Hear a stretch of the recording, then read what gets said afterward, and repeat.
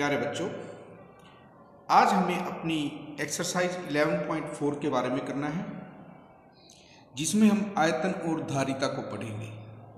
देखिए, हमारे पास ये एक घनाभ है। हमने इसके पृष्ठीय क्षेत्रफल के बारे में पढ़ा।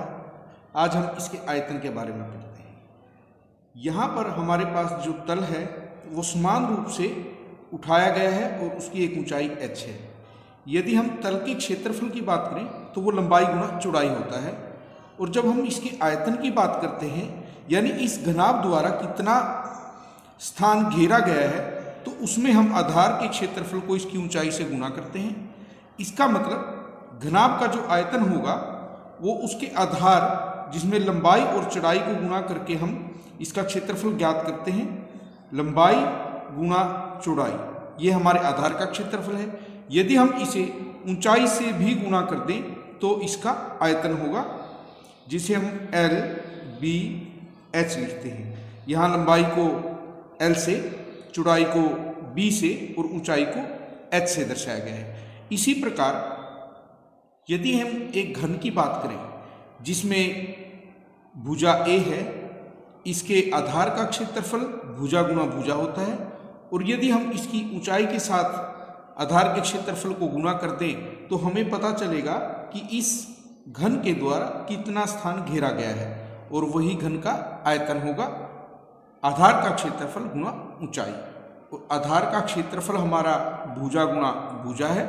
ऊंचाई को जब हम गुना करेंगे तो हमारी वही ऊंचाई भी उतनी ही भुजा है। तो ये हमारा A की 3 होगा, जिसे हम भुजा गुना भुजा करेंगे। इसके बाद हमारे पास 3D के रूप में बेलन है, जिसका हमें आयतन ज्ञात करना है। यदि हम धारिता की बात करें, कितना पानी या दूध या तेल, कोई भी लिक्विड हम बेलनाकार बर्तन में डाल सकते हैं, वो बेलन की धारिता कहलाती है। यहाँ पर हमारे पास इस बेलन की ऊंचाई h है। बेलन का आयतन भी, क्योंकि इसके क्षेत्रफल को समान रूप से ऊपर उठाया गया है, तो इसका आयतन उसका आधार का क्षेत्रफल गुना ऊंचाई से ज्ञात किया जाएगा। आधार यदि आप देखें, यहाँ पर हमारे पास वृत्ताकार है, जिसका क्षेत्रफल पाई आर की 2 होता है। तो इसके आधार के क्षेत्रफल को हम जब इसकी ऊंचाई से गुना करेंगे तो ये हमारे पास बेलन का आयतन होगा। इसका गुणनफल पाई आर स्क्वायर h होगा। इस फार्मूले से हम बेलन का आयतन ज्ञात करेंगे, जिससे हमें बेलन की धारिता का ज्ञान होगा कि इसमें हम कितनी लिक्विड वस्तु या तरल पदार्थ डाल सकते हैं, वही इसकी आयतन या धारिता कहलाएगी। इसी के साथ हम अपने पहले क्वेश्चन को स्टार्ट करते हैं। सबसे पहले तो हमें यह जानना जरूरी है किस स्थिति में हम पृष्ठीय क्षेत्रफल ज्ञात करेंगे और किस स्थिति में आयतन ज्ञात करेंगे। हमारे पास एक ये बेलनाकार टैंक है, आपके घरों में भी ऊपर आपने देखा होगा। हमें स्थितियां दी हुई हैं, हमें ज्ञात करना है किस स्थिति में पृष्ठीय क्षेत्रफल ज्ञात करेंगे और किस स्थिति में आयतन। यह ज्ञात करने के लिए कि इसमें कितना पानी रखा जा सकता है, जब हम कोई भी लिक्विड या तरल पदार्थ इसमें डालेंगे, उसके लिए हमें इस बेलनाकार टैंक के आयतन की आवश्यकता होगी। तो हम कहेंगे इस स्थिति में इसका आयतन ज्ञात करेंगे।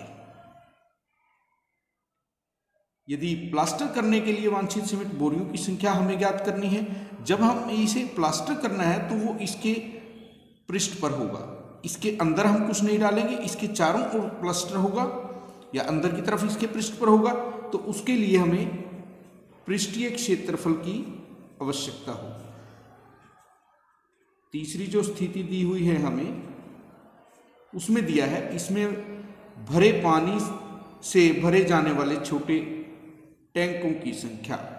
इसका मतलब क्या है, मान लीजिए आपको 10-10 लीटर के 10 कैंपर भरने हैं, तो आपको कितने पानी की आवश्यकता है? 100 लीटर पानी की।